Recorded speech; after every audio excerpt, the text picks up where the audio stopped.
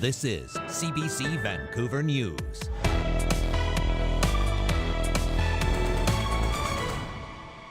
We were okay, but I see people were unhappy. Some people were have to sleep on the terminal. Growing ferry frustrations as a mechanical issue on board a BC Ferries ship leads to a cascading series of cancelled sailings. Also, metal fabricators, millwrights, pipe fitters, though all those trades are in very high demand. a push to hire more marine workers as Canada faces a critical labor shortage. And Dream Cafe was the place where I would go to soothe, to disconnect, to connect with culture and music. the closure of a beloved music venue in Penticton, the latest blow to BC's arts and culture scene. Hello, I'm Janella Hamilton. Thanks for joining us. It's been a frustrating weekend of travel for many BC Ferries passengers after a mechanical issue on board its main vessel on its Langdale route caused a number of sailings to be cancelled. The company says the 44-year-old Queen of Surrey has been pulled from service due to an engine problem. The cancellations and delays began last night and continued into today. Well, coming here at 6 o'clock yesterday to find out that I wasn't able to get on the boat was a bit not what you wanted to hear. And then having no clear direction as to if there was going to be another boat or not. We were okay, but I see people were unhappy.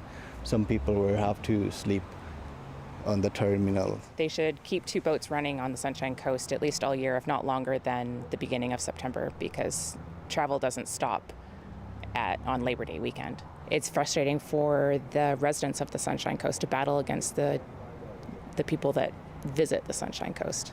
Like, we should be able to get home too. MLA for Powell River Sunshine Coast, Randine Neal, was among those affected by the ferry delays. In a post to social media, she says she has notified the Transportation Minister and has reached out to BC Ferries to ensure a better plan is in place for passengers next time a mechanical issue happens.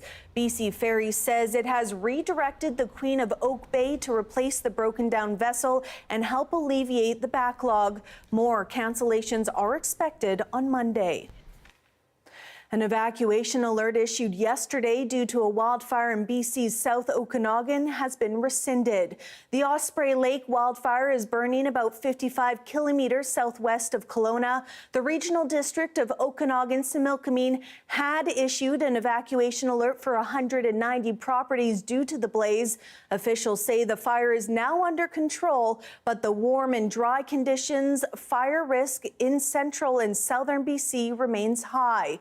There are currently 125 wildfires in BC. About a dozen are listed as out of control. As Canada deals with a critical shortage of marine workers, a career fair was held in Vancouver this weekend aimed at boosting employment in the maritime industry. And as Mariam Gamar reports, it comes as more questions are being raised about BC Ferries' shipbuilding contract with China and its potential impact on domestic jobs.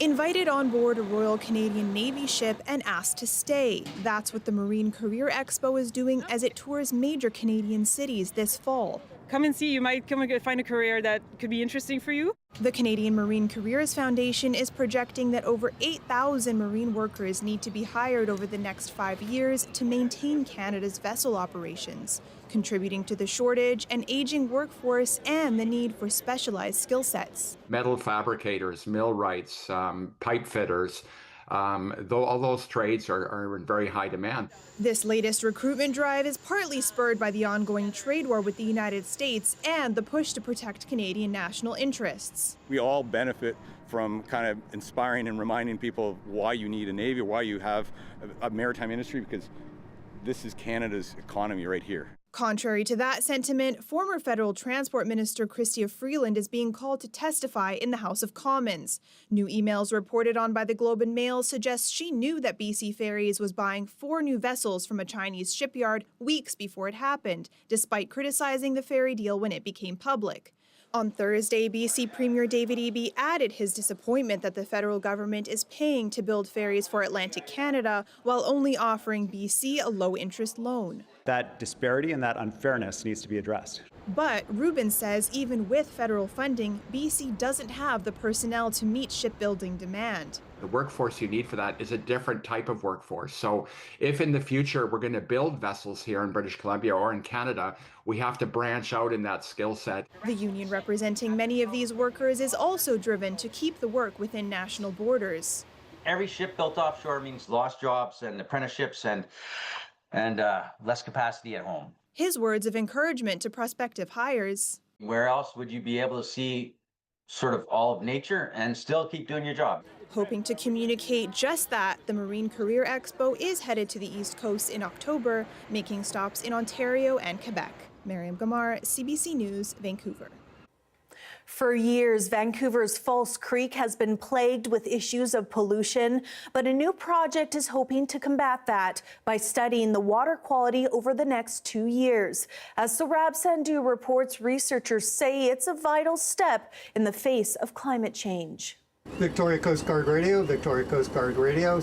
Zeta Snyder has spent years on the water of Vancouver's False Creek, and for him, the protection of these waters and the ecosystem is paramount. It's a peninsula, and that has been really a challenge to making sure that we can keep the water clean because everything that comes into it basically stays here. Schneider's group is partnering with BC's Raincoast Conservation Foundation to study the water quality in False Creek, along with Metro Vancouver and the city. The regional district says False Creek is impacted by a range of environmental challenges, including pollution from urban development, sewer overflows, and rainwater runoff. Everything that's on the roads, especially during big rainstorms, goes into storm sewers. And the storm sewers, for the most part, just, flush into False Creek. Over a course of 2 years, Metro Vancouver staff and volunteers will collect samples from multiple locations within the creek. We can imagine that some of the stressors are going to be related to humans, pharmaceuticals and bacteria coming from human wastewater. Derelict boats in False Creek has also been a growing issue for years, which Ross says can lead to even further water pollution. We are concerned there might be a lot of hydrocarbons from oils on vessels that leak. He says the study will help understand the scale of human footprint and will help shape conservation strategies for the future. High quality data that gives us insight into the priorities and problems that False Creek faces gives us a chance to design programs to restore that body of water to its former glories. Howdy! Schneider believes the restoration of these waters is crucial as extreme weather events like heat domes become more frequent with climate change. We need sanctuaries, heat sanctuaries. Can you imagine what it would be like if young people could come and freely play in the water? Metro Vancouver says the findings of the study will be shared publicly once the project is complete in 2027. Saurabh Sandhu, CBC News, Vancouver. Ahead of World Rivers Day next week, the Cowichan Tribes and the Cowichan Stewardship Roundtable hosted an event today paying tribute to the local waterway. But as Claire Palmer explains, while it's a time to celebrate the river, it's also sparking concerns about its future. A gorgeous sunny day with members of the public and government officials coming together to celebrate the Cowichan River, but also to advocate for its health. We as Cowichan Mastimov, as Cowichan people, believe that river has a spirit, and what has been happening over decades is it's declining in many bad ways for many reasons. And for that, we need everybody to come together and be her voice. The river has been the highway of the valley for time immemorial, according to Pagduan. It was a transportation corridor and a major food artery with villages all along the site. But he says the river is in decline. I think the legacy of our river is worth working hard for. Tim Kulczyski is a biologist who's been working on the river for 3 decades. He says the river is changing. This bridge used to be a popular spot to jump from and cool down in the summer. Now the water is too shallow. A drained riverbed shows just how dry it's running after a hot summer. Really big struggle this year with, fatal temperatures and conditions that are not what they should be. But we've been managing, and we continue to manage. Kolchaski says River Days are important because it shines a light on the waterway, giving it a much-needed voice. Really, the big solution is bringing forward the voice of the river, the fish, and the community, and really, how dare I say it, allowing governance to happen where it should. The Cowichan Stewardship Roundtable helps host the River Day every other year and has been advocating for the river for 2 decades, working on solutions with all levels of government. We need to raise that weir to allow us to hold back more water so we'll have a better flow in the summer. But it is really an honor to be representing all of the various groups that come together with all levels of government in this valley to protect our heritage river. River Day will officially be celebrated next Sunday in more than 40 countries after being established in BC 45 years ago. Claire Palmer, CBC News, Cowichan. A popular suspension bridge in North Vancouver will be closed for 2 months due to construction work. The district says Lynn Canyon Suspension Bridge will not be accessible as of October 1st. Much of the rest of the park will remain open during the construction, but there will be some trail closures near the bridge and the east parking lot. The district says the bridge's boardwalk and staircase has reached the end of its life and needs to be replaced. The project is expected to be finished by mid-December. Arts venues and organizations are struggling in Penticton, and as Tiffany Goodwin reports, it could be a sign of a wider provincial issue.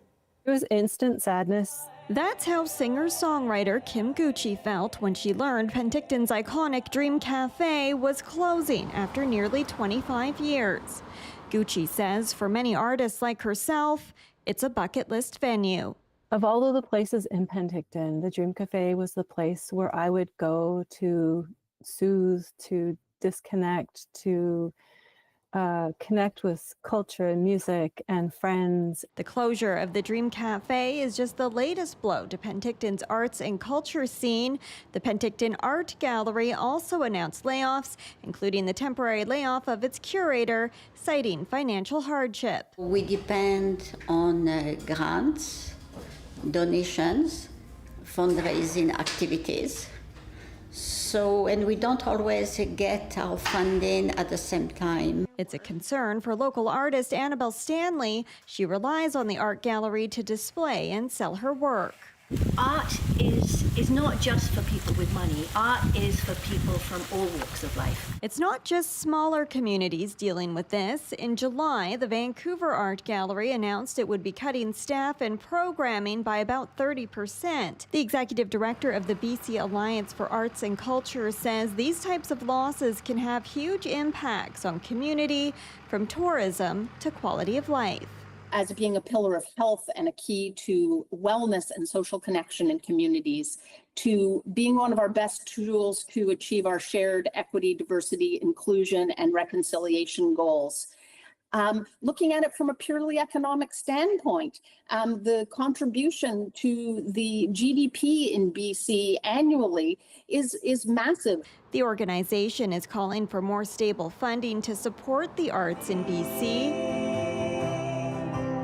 As for the Dream Cafe, the dream may not be dead after all. The board tells CBC News in an email that they're looking to attract investors and potentially move to a non-for-profit model, all in an effort to keep the dream alive so the music can play on. Tiffany Goodwin, CBC News, Penticton.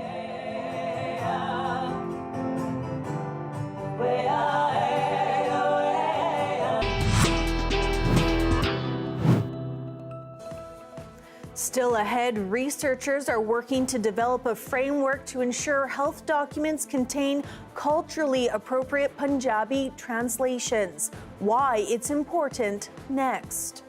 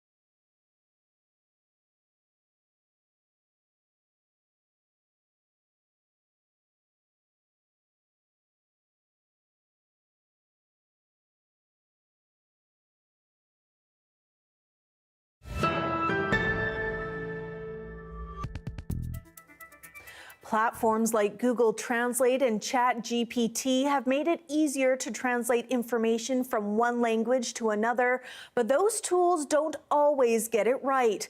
As Janella Hamilton reports, a group of Metro Vancouver researchers is hoping to help bridge that gap by developing a framework. It all began in Punjabi class. These two women got into a conversation about translations from English to Punjabi and how those translations aren't always right.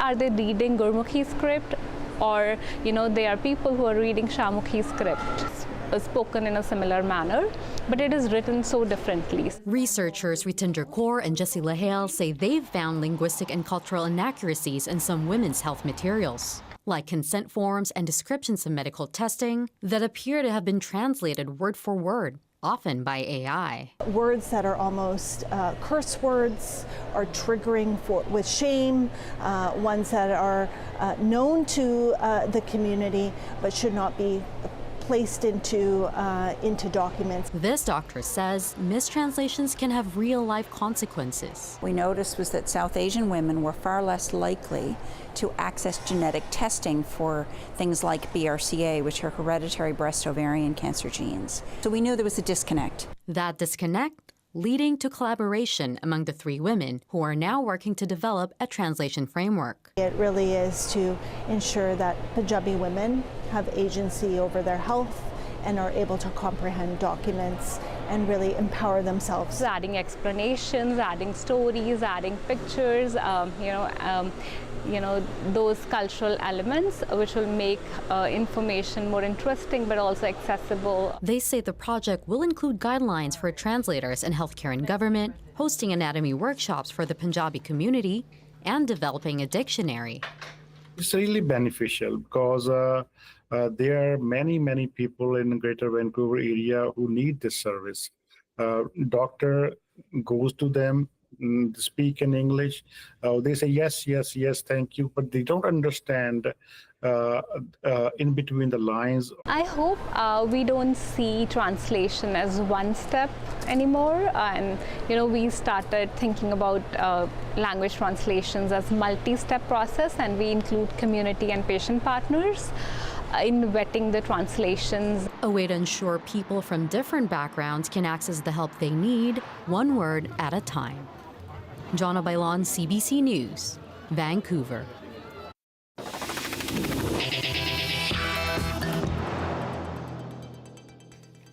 Canada, Britain, and Australia have recognized a Palestinian state.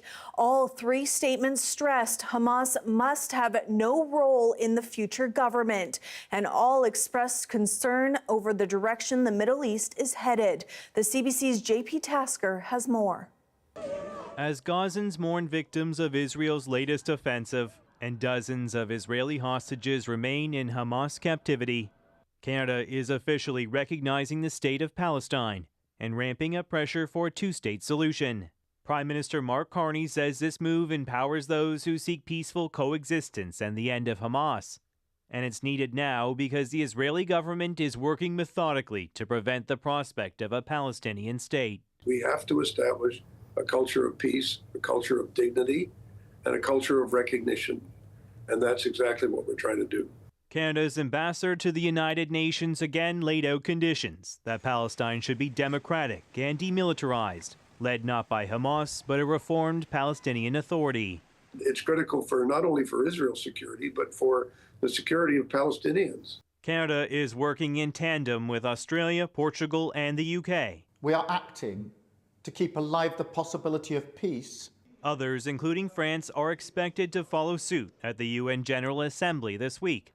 Total war is not the answer, because it's just killing the credibility of Israel. The Palestinian delegation is cautiously optimistic.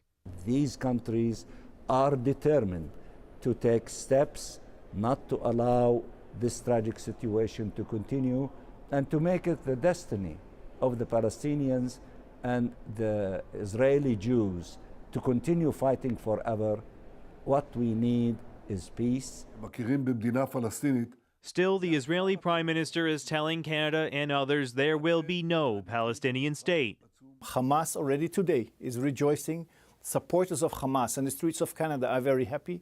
And Israel's ambassador to Canada is condemning Carney's decision, saying it rewards terrorists. No one in Israel thinks today that a two-state solution is viable.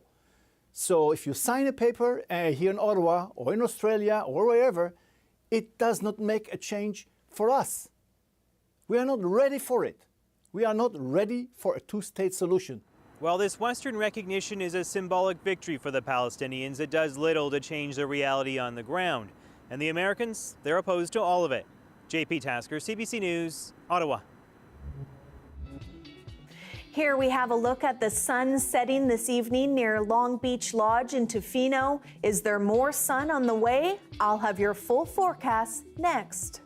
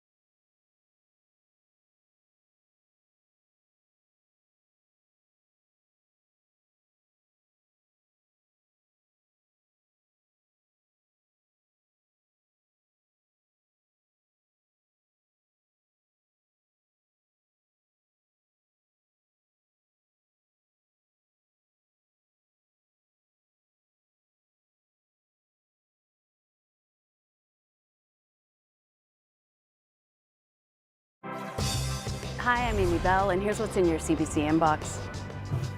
CBC returns as the exclusive media partner of Splash, Arts Umbrella's annual gala and art auction on October 4th. The event supports children and youth programming through arts education. For tickets and information, visit artsumbrella.com. And never miss a special programming series, event, or contest. Subscribe to CBC Vancouver's e-newsletter today.